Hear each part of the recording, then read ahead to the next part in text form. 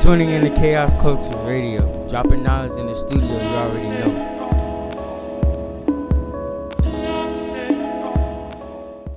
I'd like to start the podcast off with this is Chaos Culture Radio, and I'm your host, Prince Hakeem. I got a very, very special guest today, Vice Mayor of Miami Gardens, Reggie Leon. And how you doing today, Mr. Leon? Doing well. How you doing? I'm doing fantastic, brother. It's an honor to talk to you, and a pleasure you doing this. I've seen you before. I've been at some events you had, but I've never really vocally walked up to you and spoke to you. Oh man, thank you for what you're doing. 'Cause you play a major part doing it for the culture, making sure you're able to, get that message out and keep people going and keep them informed. So thank you for what you do also. I appreciate that. I'm a little bit older, so I've grew up in and out of Miami Gardens for years. I've had friends who had stores at the 183rd Flea Market, so it's important to me to try to, speak to the youth, because I don't think a lot of people don't even speak to y'all. Like, a lot of the residents don't even know who y'all is at times. Man, I used to get my hair cut. My first barber was in the 183rd Street Flea Market. Okay, so I know what you're talking about. And being able to get a haircut, get some mango salad, and get a new tape. They used to make tapes out off the radio. Get whatever music you wanted to hear, you go in there and get it recorded and Definitely. get your beat and keep moving. And it's a beautiful thing, you coming from the neighborhood, becoming a mayor, which I think is a very big accomplishment, and is also a testament to your family and your mother and father who raised you. No, most definitely. I grew up in a single parent home. My mom, God bless the dead, she passed away a year and a half ago. Oh, I'm sorry to hear that. But she taught us, man. We stayed right here by the library on 24th Avenue. I went to Crestview Elementary, Parkway Middle School. Then I ended up going to HML for high school, but then I came right back to Miami Gardens and went to the only HBCU in South Florida, which is Florida Memorial. Oh yeah, beautiful. Got my degree. Mm. So when I tell you homegrown, I'm literally homegrown. No, definitely. So Reggie, so how did you get into politics? Man, back in college, student government, we were able to make some changes, just being involved for the students and ourselves. So we learned how to fight. We learned how to advocate for what we wanted. And Miami Gardens was formed, back in 2003. And I had just graduated college, and I always, wanted to stay home, wanted to, do what I can to help out my people. And so I got with Senator Oscar Brainan. He mentored me. He introduced me to Mayor Oliver Gilbert. And I just, I followed him around, got a chance to learn the ins and outs of the city. And, after that, my shot came. I ran for office. I had a lot of people telling me, hey, you're too young. Maybe next time, it's good to get your name out.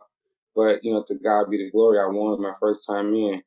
And so I just got my feet in it, hit the ground running. And, by me being on the streets and engaged with the people, you kind of have a real pulse for what people need and want and what's going on out there. So, it's not just a person who gets elected and sits upstairs and looks down, but I'm a person that got elected and still remain in the street to see what the people need, and what they want and how's this working for you. And we just keep it going from there. No, beautiful to hear that. Beautiful.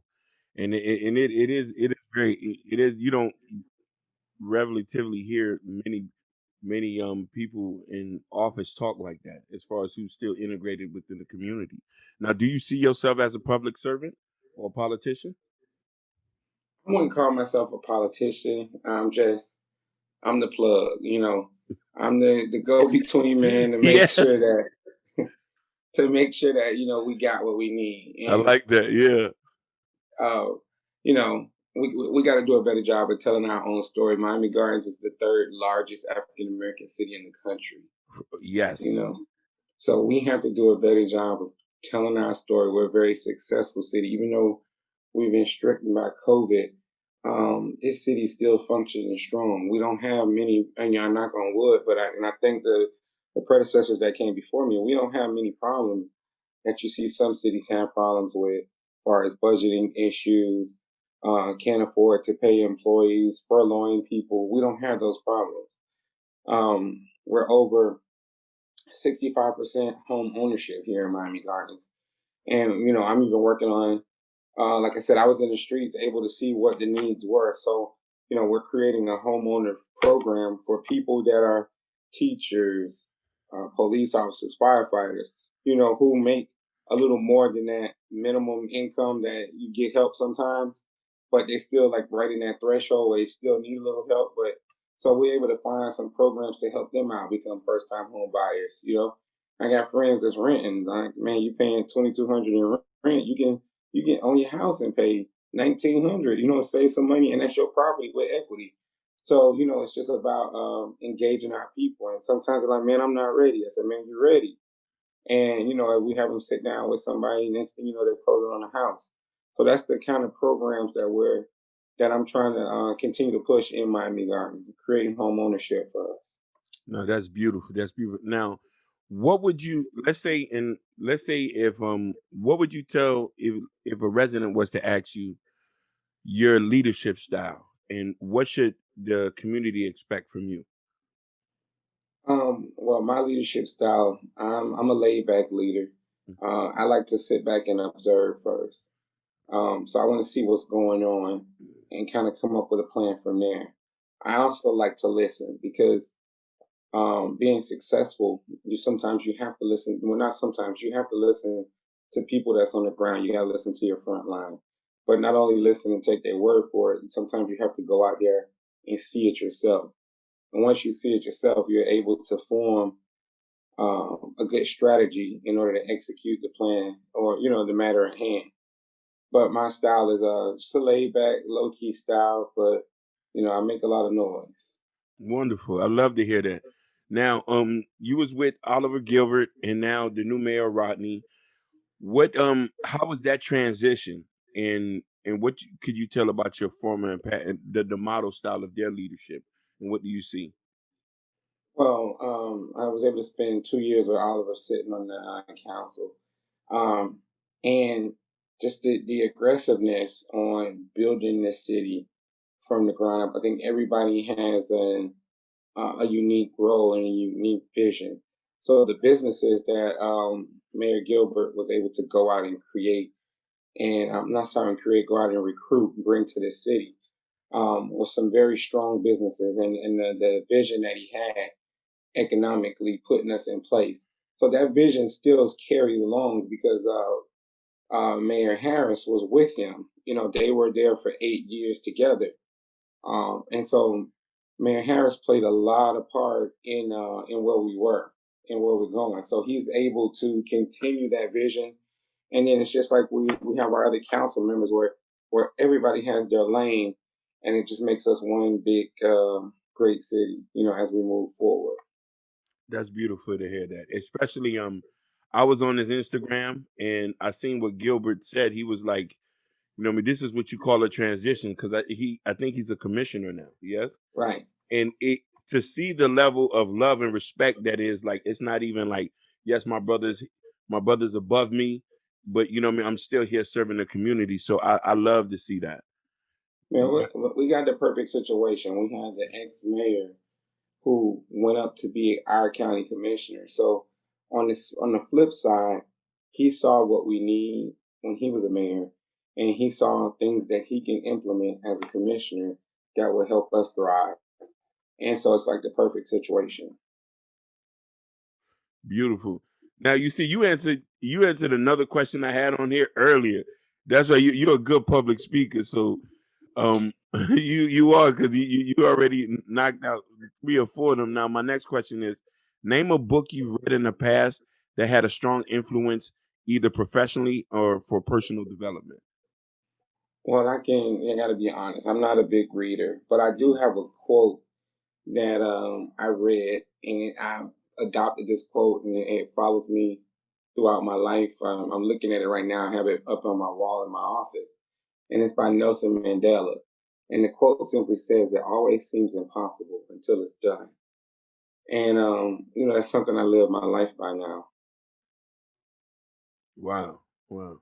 Now, and this next question is a little bit tough because one person did wanted me to ask you this. What is your view on policing, and how do you hold the police accountable in your city? Well, one thing that I can give the previous administration credit for is Hmm. that they built this police department from the ground up. And with doing that, in the midst of building the police department from the ground up, they recruited officers from other locations. When they saw that didn't go too good, they scratched that and they started building officers from locally Miami Gardens. They started making sure that every recruitment class had young people that grew up in the city, that was from this city. They started recruiting them to become police officers.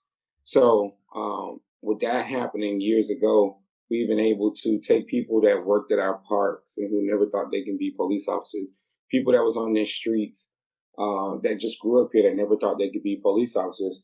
The city was able to recruit them and make them officers, and it makes a big difference. I'm not saying we don't have any issues, but it makes a big difference when you have officers who understand our culture. They understand if Mr. Charlie talking loud, that don't make him aggressive. He just talks loud. And so that's where community policing comes in, when you're able to learn how to police the people who you're serving. And it's been phenomenal for us. The relationships that you're pulling somebody over you went to school with, they're going to respect you more, and you're going to respect them. And you talk to them, you have a pleasant exchange, and we keep moving.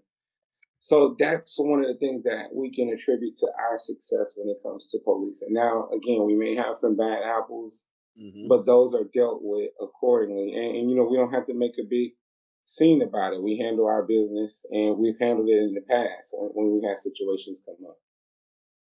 I appreciate that. And speaking from somebody who's had an interaction with Miami Gardens police, I have nothing negative to say. I actually was broken down one time at the racetrack on not too far, and there was, I don't know the police officer's name, but he was very, very helpful, very, very polite. He seemed like he was from the area.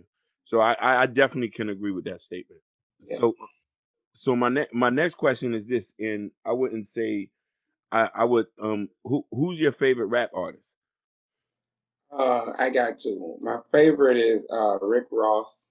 Hmm. And you know, one thing that makes him excuse me, one thing that makes him my favorite is that he grew up right here in Miami Gardens. It was called Carroll City then. But he also fails not to give back, and nobody's pressuring him to give back. He was just here with me Christmas, two days before Christmas Eve. We did a huge tour drive. He wanted to give back to the community. He came, he did that. But he's not only my favorite rapper, but this man is a business owner within Miami Gardens. Yeah, the He's Wingstop, he's Checkers. with the Wingstop, Checkers. He has multiple real estate within the city that he's renting out houses throughout the city. So he's really investing back into this community like never before. And then after him, it will be Jeezy. Mm, wonderful. I because I've seen pictures with you and him in on your Instagram page. Yeah. Now, definitely. So, my next question is this: everybody has a position, and it affects people's lives. How do you feel your position affects the lives of people in Miami Gardens? Well, part of my job is quality of life. Um, as a elected official, we want to make sure that we're providing the best quality of life that we can give our residents that live here.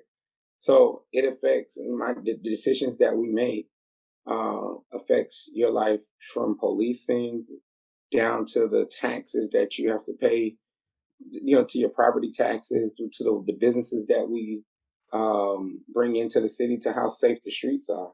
So, we don't take that lightly when we're making those decisions. Okay. What advice would you give to residents of Miami Garden to try to help make the city better? Because I can tell y'all doing y'all job. So what you feel as us just being regular people living in the city, working in the city, is coming, buying, and investing? What opinions or like advice would you give us? One thing we have to continue to do is take. We have a lot of prideful people in our city, and we got to continue to build that pride. We got to continue to tell our story. We just got to make sure that we're doing the things that we need to do. Let's not litter. We all live here. Let's make sure we keep our streets clean.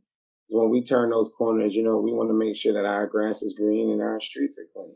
We also want to make sure that our streets are safe. So we got to get back to the days where it's okay to talk to your neighbor, get to know your neighbor, things like that. As we build a community as one, we have to stay united. And then again, we also have to tell our own story. When I was campaigning and just going door to door, just the people in Miami Gardens who I talked to, I was a total stranger to people, but they still opened up their doors to me. They offered me dinner, they offered me drinks, bottled water, and those are the people that live in Miami Gardens. You know what I mean? So we just got to continue to show that pride and just keep it 100. No, definitely. That was beautifully said. You're a well spoken person, man. You're a well spoken person. So my next question is this: do you have any? Did you face any adversities in your whole political career? Yeah, I got a quick lesson in politics. I had people turn their back on me. I had people just become my enemy because I won. And people had a whole narrative about me until they actually got to know me. And once they got to know me and saw what I was about, I was able to, I wasn't purposely trying, but once they got to know me, they loved me and they understand that the work that I'm trying to do here, I'm sorry, not trying, but the work that I am doing here. We have a senior citizen base. I'm working on a program right now called Legal Aid for our senior citizens. Some of my mom friends call me.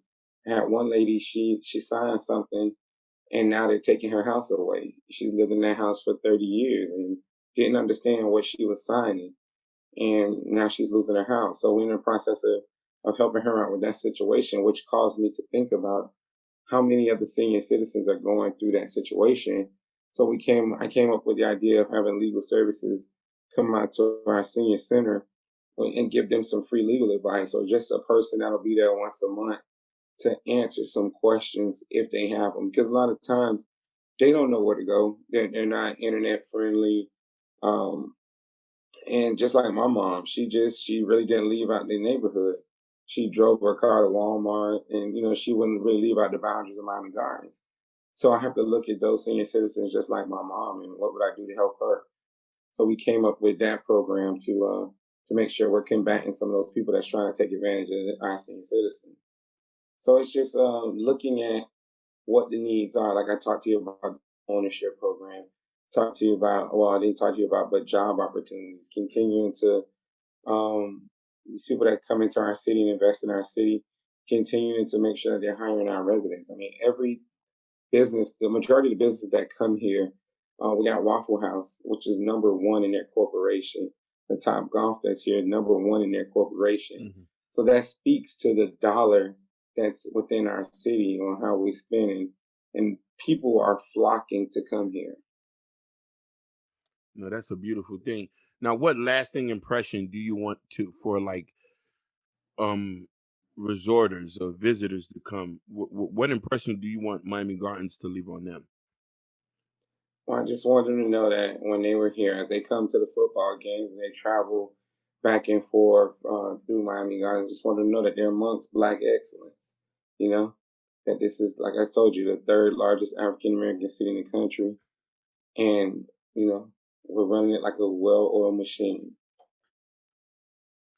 Now, definitely, you answered one part of my question. I guess maybe if there's more because you already told me all the programs that you're doing. Is there any other visions for the city of Miami Gardens, and do you have any other future plans as far as politics? Well, right now, I'm focused on the job at hand. this task is a big task, and I want to make sure that that it's handled properly. So I don't have any. My eyes aren't on anything right now, but this right now. But we got a couple.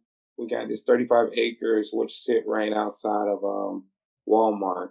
So we just closed on that last year. So we have a developer coming in there with some dine-in restaurants, and 2 hotels will be going up on their property. Oh wow, Uh, I we know what got the you're talking about. correct, and so we got the old hospital, which is across from Top Golf. We have a hotel looking at that potentially coming there. So we're in the middle of transition. People want to be here, and being on the council, we decide who comes to our city. You know, so nobody's taking over our city. We actually have to, as long as it meets the business plan, we approve the projects that come into the city. Now that's beautiful. Now I can tell you this because I grew up when Carol City was Carol City when Santana Moss was here. I remember that in Sonoras. Now the thing I want to ask you this: I've seen the work y'all have done, and it's remarkable to the point where people is like a happening place to go. You have the cigar lounge and this. Now the thing I want to know, with all these great achievements y'all made, even from I think with the whole with the football and everything, do you think the few little negative instances like washes all the greatness y'all have done? No, and that's why I said it's so important for outlets like you, Mm. Black radio, Black newspaper, Black bloggers. It's so important that we tell our own story because we'll say that it's negative, but then we have people that don't look like me and you that's kicking the door down to buy in here every Yes. opportunity they get. So we Yes. have to be careful with that because we'll say one thing amongst us in the culture, but the other cultures are kicking the door down to be here. No, So you're 100% right. I can't say nothing on that. And I definitely agree with you. It's all about perception. I mean, especially you have a lot of medias who talk negative and don't want to show the positive light of Miami Gun is a very beautiful place to stay and to raise families. yes, sir. And when you get an opportunity, I want you to go look at the old. I mean, you say you remember how it used to look. So I Yeah. want you to go take a look at Bunch Park, that facility that we're about to open. Years ago, before I got elected, they passed a $60 million bond where the residents decided to tax themselves higher. They said, Wow. Mayor Gilbert uh, put together a bond program. They ran a campaign on it. And the residents said, we will tax ourselves more money for you to fix up our parks and give us state of the art facilities. And that's what they did. And the city is investing that money back. We have one park that's going to open up, Risco Park area. That park is going to have a music studio for people who are into music. We want to get all our kids can't or won't play sports, but we want to make sure that they have other opportunities. Another park is going to have culinary arts. So with these different programs, if you go down 12th Avenue and 183rd Street, you'll see right now the construction going on for a state of the art senior center. So our seniors can recreate and have somewhere to go throughout the day. Like I said, Bunch Park was already, we're about to cut the ribbon on that any week now. And just take a look at what we've done. And we can put these parks up against any park in the country when you look at these facilities that are right Wow. here in Miami Garden. I'm gonna definitely go check that out. I used to go work out at Bunch Park. I mean, lifting Yeah. So big tires. if you used to work out then, you're gonna work out now. Because let me tell you, it's an indoor gym Mhm. with an upstairs. I haven't seen. It's my first time seeing it, but the track is actually upstairs. So Mhm. you're looking down at the people that's working out as you run the track upstairs. Wow. Are there any Optimus programs there for the kids there? Yeah. Once COVID is over, yeah, Yeah. it's a full. What is that? Turf. The synthetic, the turf is out there with the Yeah. scoreboard. So yeah, we have 3 of those now within the city. So our kids will have enough space to play football, soccer, whatever games they want to do. And wonderful. I wanted to ask you, how is the city and everybody in your constituency handling COVID-19 and the measures you're implementing to keeping people safe?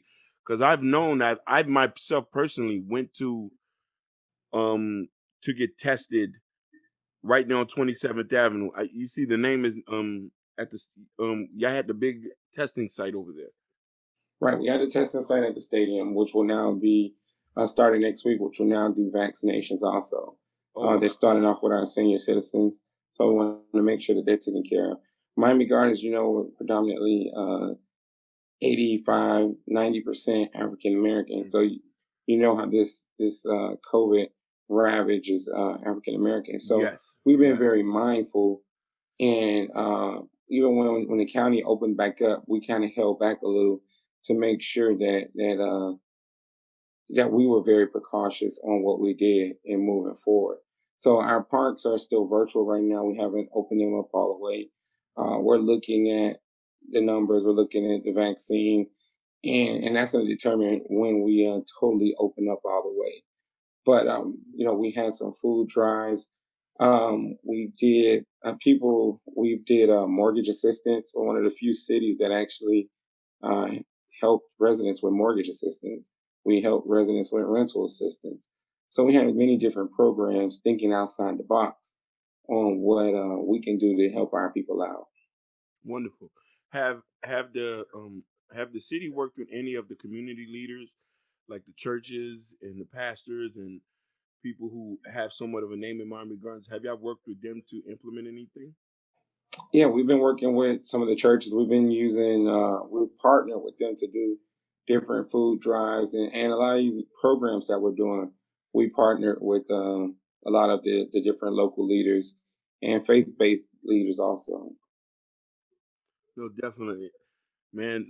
Reggie, I so appreciate you saying this, and my whole mission was just to show the light of African Americans who are making a difference in our neighborhoods and our community, and you are one of them, and I appreciate. Do you have any lasting words to tell the community and to tell everybody on Miami Gardens? Listen, you can follow me on IG at Reggie A. Leon. I like to post what's going on, whatever we're doing in the community. I'm making sure we post. I want to give Maurice Hanks from Breaking the Cycle, that whole group, and Theo from Nationwide. These are the guys that we ride bikes with, and they've rejuvenated our communities. Because I don't know if you see them going up and down the street. Oh, I do, but and you're a cyclist yourself. I see you out there. they have rebirth cycling in these African American communities like never before. And it also is two parts, man. It lets us know that our neighborhoods are safe for us to go out and do activities, but it's also getting us in shape. So I want to give those brothers a shout out. And like I said, I want to thank you, man. We can chop it up anytime because we have to tell our own story. 100%, and I appreciate you just talking to me, because it's hard getting people to come and talk, and I guess they probably wanted to know what motives are, but it's all pure just to shed light, what I mean, because there's not many of them out here trying to spread the word, and I just want I'm trying to just spread this to any and everybody in Miami to know, what I mean, you're one of many of these people here who actually care about Florida's and Black people. Yeah, man, and shout out to all of the council members with me, Mayor Rodney Harris, Councilwoman Linda Julian, Councilman Robert Stevens, Councilwoman Shannon Campbell, Councilwoman Igadaro, and I guess our former mayor and county commissioner Oliver Gilbert. We're on the North Dade corridor, and we're holding it down. And just make sure that you guys continue to do your part, and we're going to do our part to make sure that this is one of the safest and wealthiest cities in the country. Most definitely. And Reggie, I appreciate you so much for this conversation. And this is Chaos Culture Radio out. Man, I just appreciate y'all just listening. Stay tuned for the next episode.